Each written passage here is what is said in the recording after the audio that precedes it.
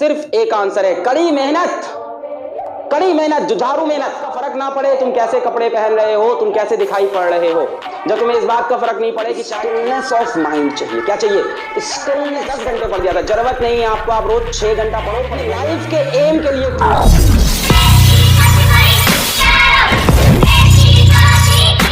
Result कब आएगा? जब आप अपनी तरफ से एफर्ट दोगे। मैं फिर से आपसे बोलता हूं कि लक्ष्य बैच में हजारों बच्चे पढ़ रहे हैं, लक्ष्य बैच में हजारों बच्चे पढ़ रहे हैं, पर सिलेक्शन तो किसका होगा? 0.1 से लेके 0.3% का। आई रिपीट, 0.1 से लेके 0.3% बच्चों का ही सिलेक्शन होगा इस बैच के अंदर से। ये बात मैं बहुत क्लियर कर रहा हूं। वो जिनका 11th भी अच्छा था, वो जो 12th में भी पूरी मेहनत कर रहे हैं, वो जो फिजिक्स के सिवा केमिस्ट्री, मैथ्स या केमिस्ट्री, बायो में भी दिल जान लगा रहे हैं, जिस तरह से फिजिक्स में वो पढ़ा मैं सबको रहा हूं। लास्ट में आप बोलोगे यार मैंने भी लक्ष्य बैच में पढ़ा था, सवाल नहीं बने एग्जाम में। क्यों नहीं बने? सर नहीं बनाए थे? बनाए थे। डीपीपी नहीं सॉल्व की थी। कहां लैग कर गए? रिवीजन में लैग कर गए भाई साहब। हम एक चीज को एक बार पढ़ते थे और अपने आप को सुपर जीनियस समझ के उस चीज को छोड़ देते थे। मैंने उस दिन भी आपको इस बीच पे एक लंबा लेक्चर दिया था, बहुत टाइम वेस्ट होता है, टाइम नहीं वेस्ट करना है। बस आपको बार बार मैं एक ही चीज रिमाइंड करा रहा हूं कि रिवाइजिंग। अपने दिन का एक टाइम बना लो जिस टाइम आपको प्रीवियस चीजों को रिवाइज करना है, beat physics, beat chemistry, beat biology, beat math, beat English, any subject that you are studying. आप जब इसको ऐसे पढ़ते हो ना, बड़ा मजा आता है, क्लास में बड़ा मजा आ रहा है। कॉन्सेप्ट के बाद कॉन्सेप्ट, सवाल के बाद सवाल, सर एक और न्यूमेरिकल, एक और न्यूमेरिकल, सर डीपीपी भी सॉल्व करेंगे, सर ये भी करेंगे, सर वो भी करेंगे। लास्ट में क्या होता है? I can not revise. मेरे पास इंस्टाग्राम पे इस टाइम भर भर के मैसेज आते हैं, मेरे पास भर भर के मेल आते हैं, सर मेरा सब तैयार था, सिलेबस कंप्लीट था, मैं पिछले 3 साल से नीट की तैयारी कर रहा हूं, 4 साल से नीट की तैयारी कर रहा हूं, मेरा सिलेबस तैयार है, सब तैयार है, मैं रिवाइज ही नहीं कर पाता सर हर बार। क्या ऐसा है कि इस कंपटीशन को क्रैक करने के लिए 3 साल का समय चाहिए? 4 साल का बिल्कुल नहीं, समय उतना ही चाहिए जितना दिया गया है। उसी समय में रैंकर्स निकलते हैं, उसी समय टॉपर्स निकलते हैं, उसी समय में सिलेक्शंस निकलते हैं। कोई अब नॉर्मल बच्चा आके सेलेक्ट नहीं होता है, ऐसा कुछ नहीं है। मैंने ऐसे बच्चों को सेलेक्ट होते हुए देखा है जिनके 10th में 8 CGPA हो, या ICSE बोर्ड के हैं तो जिनके 70% हो, 65% हो। और मैंने ऐसे बच्चों को ना सेलेक्ट होते हुए देखा है जिनके क्लास 10th में 10 CGPA रहे हो, 94% रहे हो, 93% रहे हो। सिर्फ और सिर्फ एक आंसर है, कड़ी मेहनत। कड़ी मेहनत, जुझारू मेहनत। जब तुम्हें इस बात का फर्क ना पड़े तुम कैसे कपड़े पहन रहे हो, तुम कैसे दिखाई पड़ रहे हो, जब तुम्हें इस बात का फर्क नहीं पड़े कि चाय ठंडी है या गर्म जो हम पी रहे हैं, तब तुम कड़ी मेहनत कर रहे हो। तुम्हारी जिंदगी में जितनी भी फरमाइशें हैं, जितनी भी ख्वाहिशें हैं, सब उड़ गई हैं, सब ओझल हो गई हैं। ना तुम्हें दोस्ती यारी से मतलब रहा, ना तुम्हें किसी से इश्क मोहब्बत से मतलब रहा, ना तुम्हें इस बात से मतलब रहा कि इस टाइम कौन सी सीरीज आ रही है या मैच कौन सा चल रहा है। अभी IPL होने वाला है, हजारों बच्चे हर साल IPL के चक्कर में अपना कैरियर खराब करते हैं। इनर पीस चाहिए तुम्हें अपने अंदर, इनर पीस। तुम्हें कुछ नहीं करना है, तुम्हें सिर्फ स्टिलनेस ऑफ माइंड चाहिए। क्या चाहिए? Stillness of mind. देखो एक बहुत बड़ा अंतर होता है between doing nothing and having stillness of mind. बहुत बड़ा डिफरेंस है दोनों बातें में। Doing nothing and having stillness of mind. Stillness of mind वाला बच्चा भी शांत होता है, डूइंग नथिंग वाला बच्चा भी शांत होता है।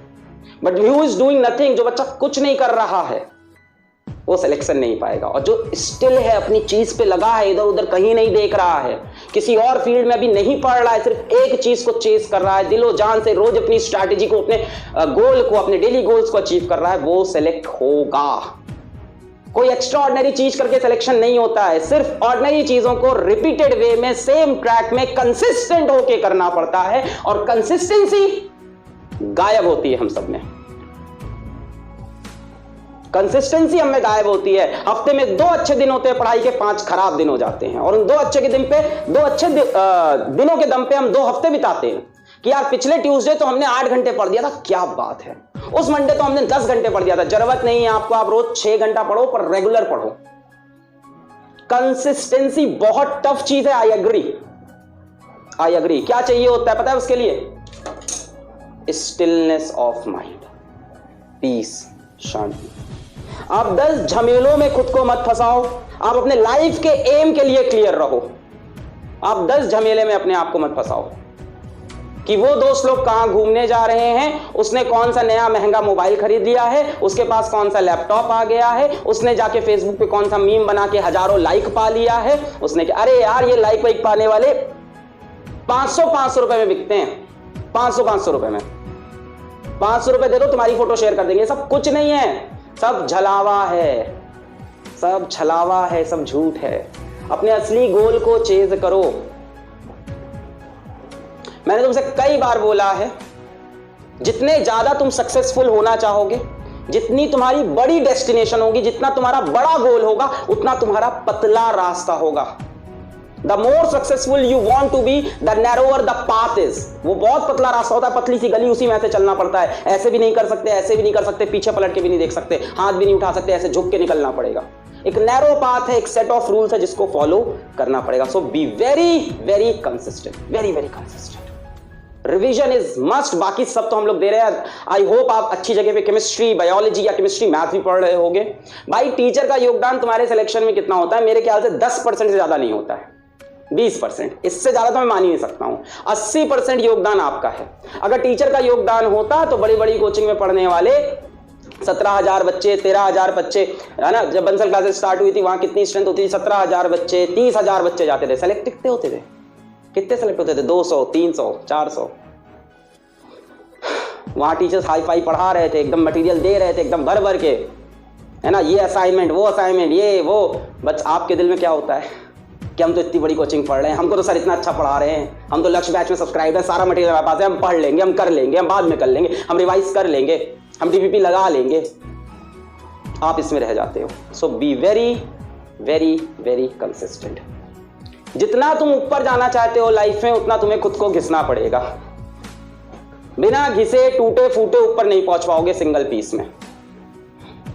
आप सोच रहे हो कि आप दिखो भी एकदम हीरो, लड़कियां दिखें भी एकदम हीरोइन, है ना, आपके फॉलोवर्स भी हो इंस्टाग्राम पे, फेसबुक पे आपके हजारों लाइक्स भी हो, है ना, आपके पास सबसे महंगा मोबाइल, सबसे महंगी गाड़ी हो, सबसे बढ़िया लैपटॉप हो, आपको सारी सीरीज भी पता हो ताकि आप लोगों से चर्चा कर पाओ। एक तो अजीब ट्रेंड चल रहा है। तुमने डार्क देखी है, तुमने गेम ऑफ थ्रोन्स देखा है, तुमने ये देखा, मैंने आज तक ना देखा। ये लोग कह के परेशान है, गेम ऑफ थ्रोन्स देखना देखा मैंने, कहा देखूं मैं, कहा मिल गया तुमको गेम ऑफ थ्रोन्स मिल गया, क्या अचीव किया तुमने लाइफ में? इन सब चीजों में जो नहीं पड़ेगा, जो संघर्ष करेगा, वो पहुंचेगा ऊपर। Let us start today's lecture. So 1, 2, 3, let's go.